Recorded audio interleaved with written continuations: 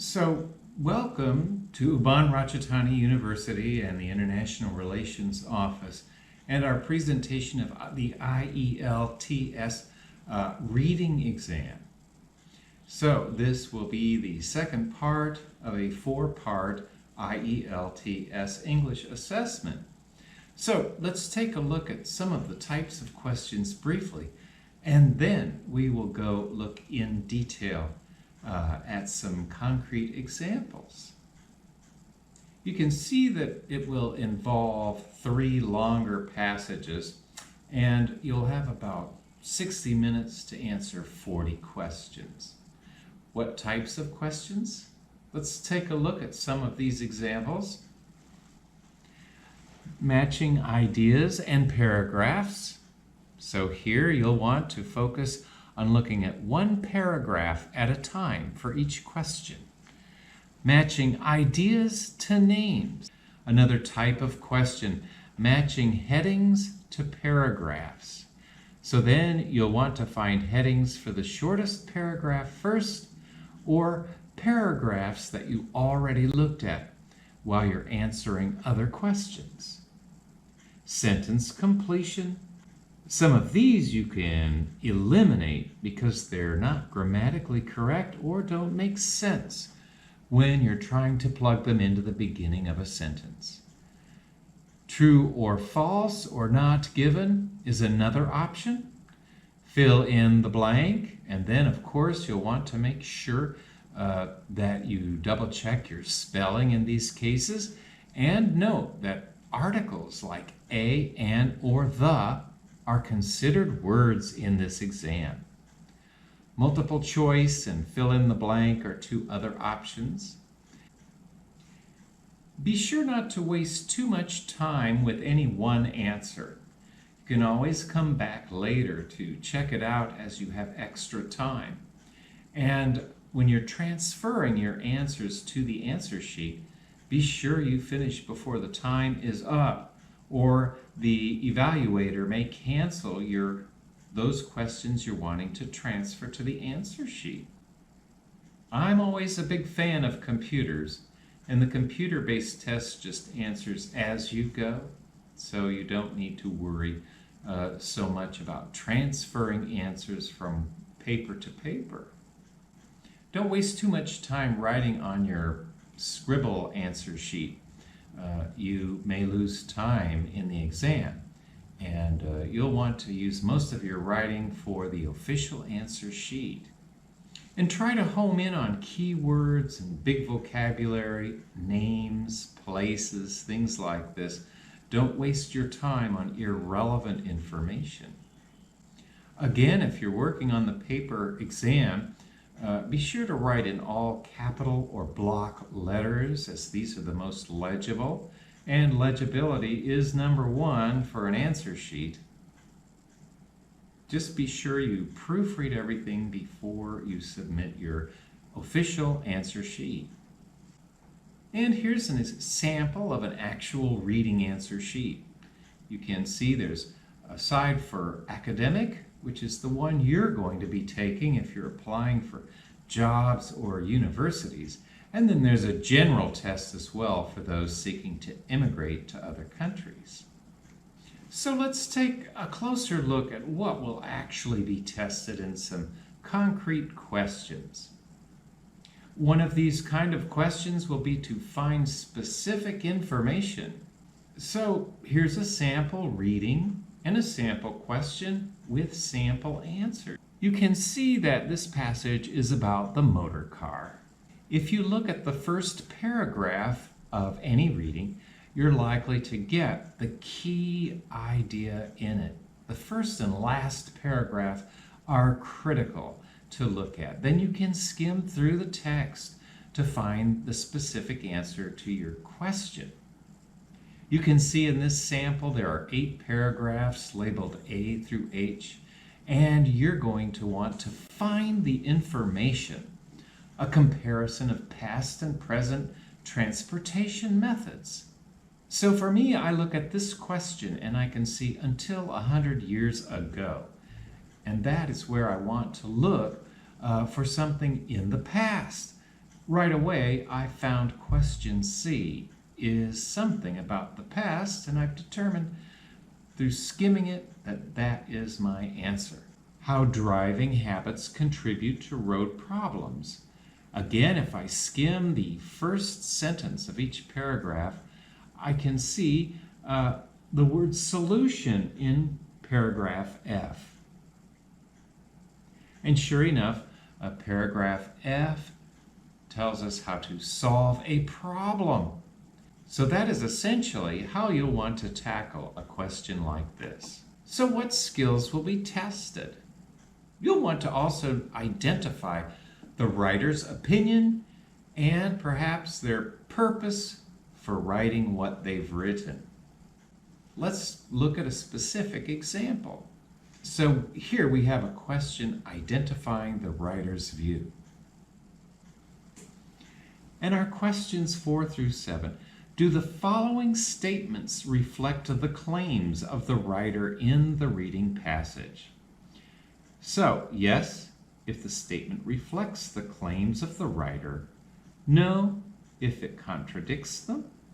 Not given. It's just not possible to say what the writer thinks. So we can see in number 4, 30% of deaths in the United States are caused by smoking-related diseases.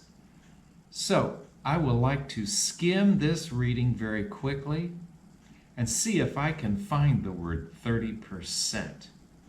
And I do see it in the 4th paragraph. The latter is believed to have a 30% higher risk of death from heart disease because of passive smoking.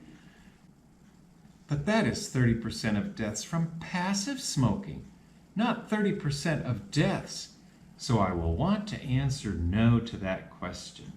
So we can see in the section where we found our 30%, and there is 30% of death from a partner who smokes for the other partner. But it doesn't say anything in that paragraph that if one partner in a marriage smokes, the other's likely to take up smoking. So we can say in this case, the answer is not given. So for number 6, our keyword is teenagers. So we will want to skim this article as quickly as we can to find the word teenagers. And we don't see the word teenagers, but we do see the words secondhand tobacco smoke during childhood and adolescence in the 4th paragraph. And so the word adolescence is another word for teenagers. And indeed, they are 17% more likely to catch lung cancer if their parents smoke. So being aware of synonyms like teenagers and adolescents is also a key part of doing well on this exam. So being aware of synonyms is a key part of doing well on this exam. Adolescents and teenagers mean roughly the same thing. So what skills will be tested? Knowing the difference between main ideas and supporting details. Let's take a look at an example, shall we? So this type of question list of headings takes a little more time to complete than other types of questions in this exam. You may find there are more headings than paragraphs. Some paragraphs don't need a heading. There are similarities among the headings. Headings that only include specific details rather than the main idea may mislead you. Some headings have the same words that are in a paragraph but don't match. So it's up to you to find the best strategy for you, but be aware of all these different nuances in this test. So here's an example of a matching features question. Let's take a look, shall we? We can see that this is about the invention of rockets, and the question is asking us to match each item with the group which first invented or used them. So we want to match, for example, for number 7, black powder. Well, who first invented or used black powder? If we look in the text, we can find the Chinese are those who relied on black powder. We can see just in the first paragraph the basket of fire, arrows like flying leopards, each with a long tube of gunpowder. We can see just in the beginning of the reading, it is probable in China that black powder was first compounded into the ingredients of saltpeter, charcoal, and sulfur. And then we look rocket-propelled arrows for fighting. You can see the answer here is, again, the Chinese. And as we can see in the reading, they were arrows like flying leopards, each 0.7 meter long arrow with a long tube of gunpowder. Then, rockets as war weapons. You can see here the answer is B, the Indians. So we'll want to look through the reading for war weapons.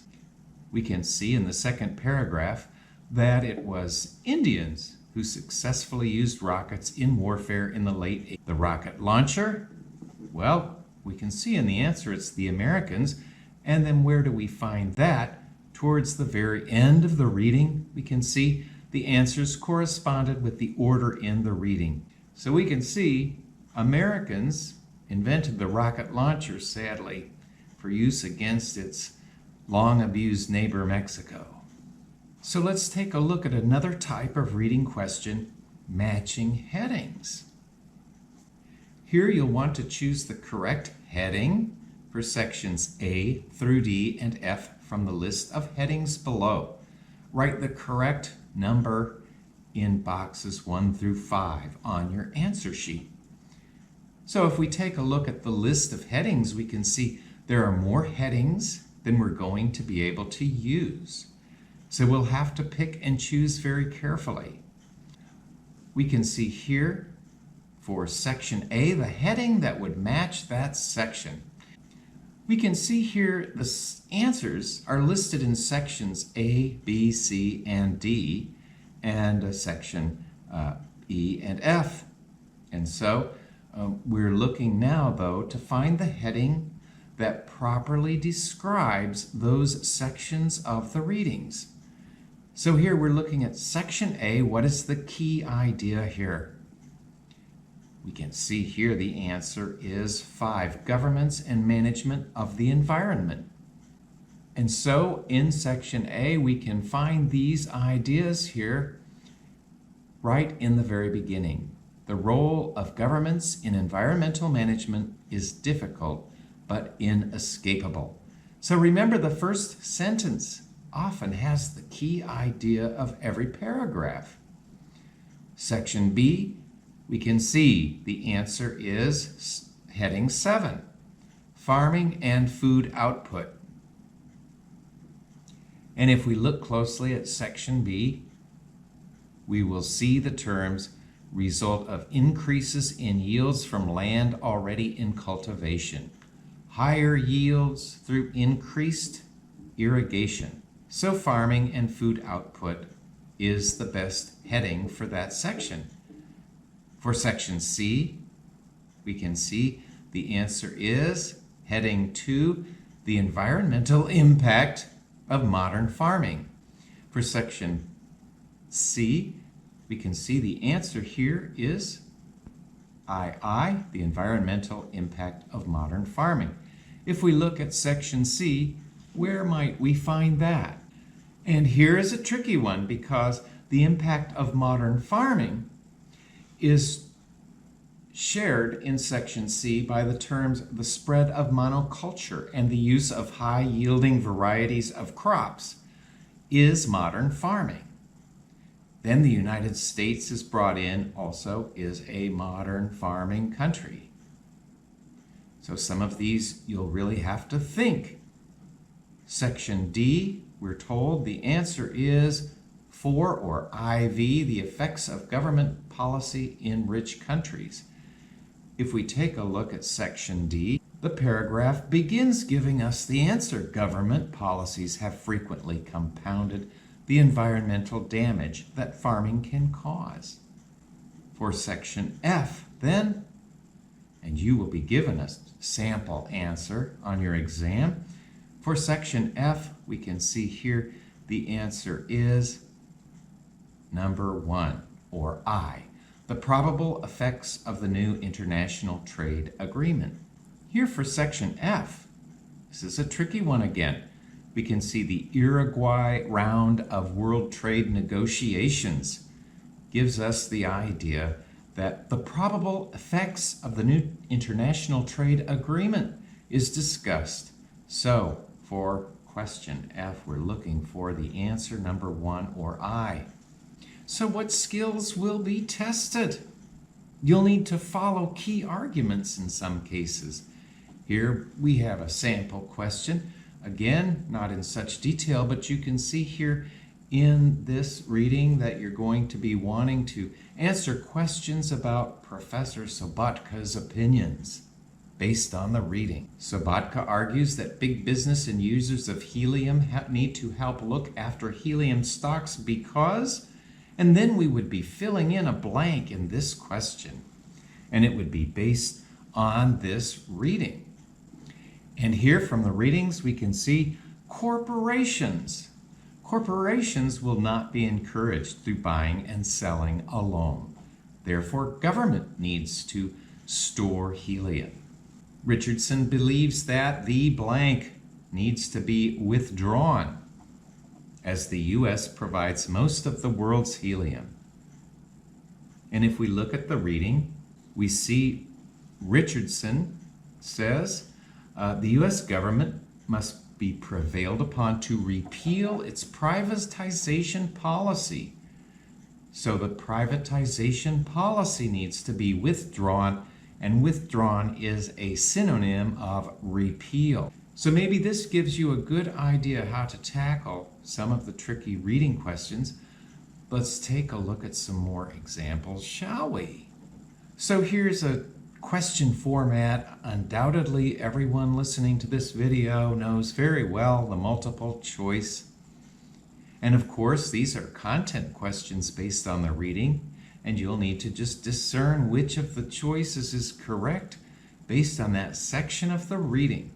Of course, if you don't know, remember, don't leave any blanks. Take a guess, and odds are, again, at least in my day they told us, guess the later options 3 or 4 if you're guessing. So let's take a look.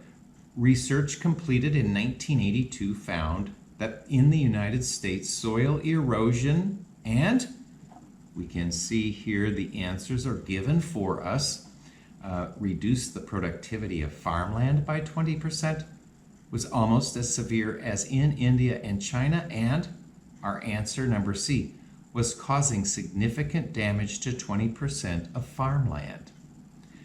Now, let's take a look at our reading. And where do we find significant damage to 20% of farmland? And the keyword United States will help us locate the answer more quickly. And here we find the word United States is there in about the middle of the first paragraph. The United States, where the most careful measurements have been done, discovered in 1982 that about 1/5 of its farmland was losing topsoil at a rate likely to diminish the soil's productivity. So 20% is a synonym for 1/5. For question 11, a question about Denmark, our key word and what we'll want to hone in on. We can see here the answer is B, used 50% less fertilizer than Dutch farmers, or B, used twice as much fertilizer as they had in 1960, or C, applied fertilizer much more frequently than in 1960, or D, more than doubled the amount of pesticide they used in just 3 years. So we'll want to take a look at the reading for the word Denmark. And this is a case where skimming will help you greatly. And we see here the words fertilizer use doubled in Denmark. So again, twice as much is a synonym for doubled, of course. So you get the idea. And same thing for question 12. You're going to want to look for the keyword New Zealand first, and then determine which of these 4 things are appropriate. So what skills will be tested? More skills are required in this reading test. You may find a bar or graph and then need to be able to read that and interpret it to select the correct answers. And we'll look specifically at this question in some detail. We can see, for example, with blank 12, the South African ball roller. Preferred climate and complementary species are 2 things we'll have to find. So for 12, we'll want to look for South African as our keyword. And then we see for climate the word subtropical beetle. Then for 13, we can see where it commonly works with the South African tunneling species. So no more than 3 words means we need South African and the word tunneling, here spelled in both American and British English. So again, think about time management. You're going to want to think about 15 minutes for the first one, then 20 for the more difficult next one, and finally the third one, the most difficult, you'll want to finish in 25 minutes, and then we see we have a total of 1 hour. But ideally, you're going to want to go at least 10% faster than that, so you have time to revise and check your answers. So you have 2 strategies. You can read through the whole thing and answer the question, or my advice, option 2. Check the question first, see what are the keywords, and then look for those in the readings. That's your best strategy. Again, as we said, read the first and last paragraph of each sentence. They often have the answers for you because they are summary and conclusion sentences. So when you're skimming, skim the first and last sentences first. So again, you're going to want to focus on keywords and the synonyms we've already looked at. Keep that in mind, and I'll like to repeat that a few times because that's your tactic for getting a 6 or better band score. So if you're highlighting on the computer, you might want to highlight keywords like invented or knowledge or mathematical methods. So we've said it before, let's say it again. The IELTS exam is as much a vocabulary test as it is anything else. And again, most of language is about vocabulary. So let's take a look at not only synonyms, but paraphrasing. And here are some examples. Let's look at the question. The easiest way to get fit is to be active in our daily lives. What does the reading say? The easiest way to become healthier is to become more active in your day-to-day tasks. So here we can see day-to-day tasks and daily lives mean the same thing, as does becoming healthier means the same thing as to get fit. Or our next question, people moved out of the countryside to cities. What does it say in the text? The population decreased in rural areas and grew in urban areas. So moving out of the countryside is to decrease the rural areas. And you get the idea with some more examples here for you. So don't expect to understand all the words. That may not happen. You're looking for keywords and key ideas here. Candidates who worry too much about the meaning of words can lose time because of anxiety. Don't worry about the meanings of words, but you can try to determine them from the context. especially again, keywords and synonyms are what you're going to want to focus on. Then, while you'll want to practice IELTS reading practice exams, mostly you're going to want to take a book, go sit under a tree, and read magazines, articles, and books. That'll be, of course, the best way to improve your English reading, just as listening to movies helps with listening and speaking with shadowing videos will help your speaking. Finally, of course, writing every day is how you improve your writing. It's not rocket science. Obviously, you want to read instructions carefully on an exam, but let's pay attention to some of the trickier elements of the IELTS exam. For example, instructions might state write 2 words and or a number. This could mean one word and a number, 2 words, and 2 words and a number. Even if a number is written as a word counts as a number. For example, 32 is counted as 32. So 32 cars is 1 word and a number. If you don't do this as stated in the instructions, you will lose a point.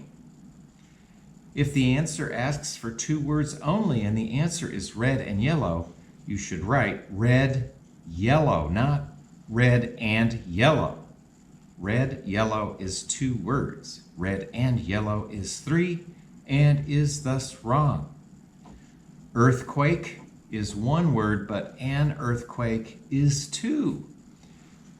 So be sure you keep this in mind as you're going along. Normally, you want to put articles with English words, but in this case, they are sticklers.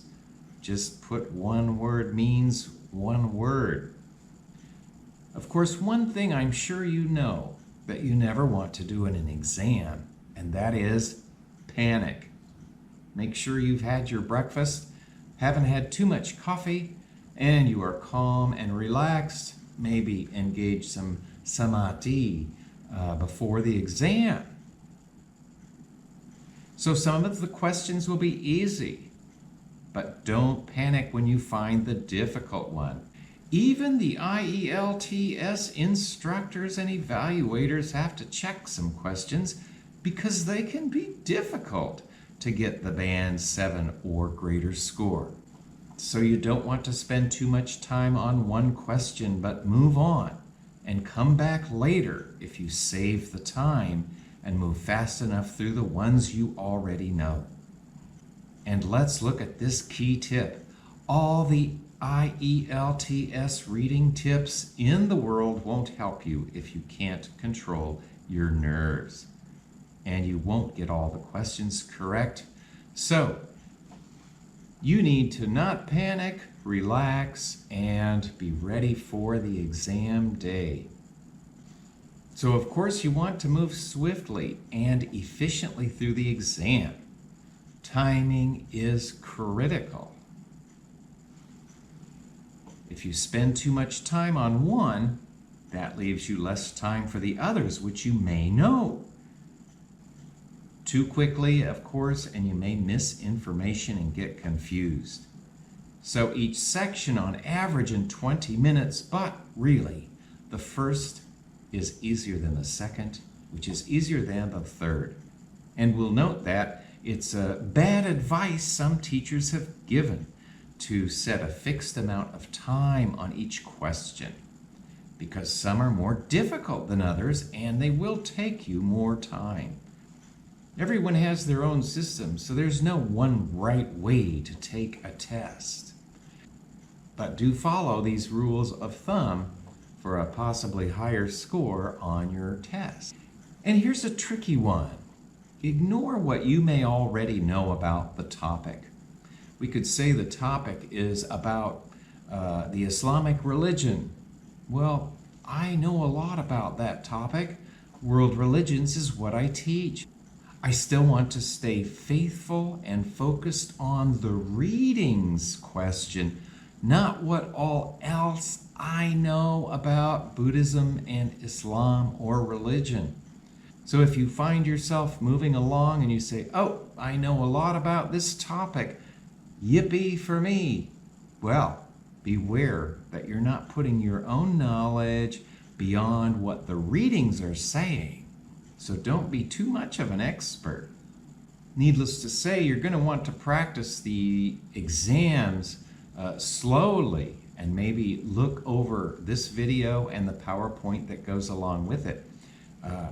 As you study these questions carefully and slowly first, like the tortoise, and then take an IELTS full practice exam at least once a week, like the rabbit. Of course, one mistake some test takers make is they're so rushed at the end, they feel like there's no time, and so they don't transfer their answers correctly. And they make a mistake in enumeration and they put an answer to number 9 in the number 10 spot. So don't do that. Be very careful with that most important part of taking the exam. Finally, in all these demonstration videos, we're pushing the idea, don't leave anything blank. You won't be marked down for a wrong answer, so you might as well put something there. And again, if it's multiple choice, the answers number 3 and 4 are more likely to be answers if you're guessing.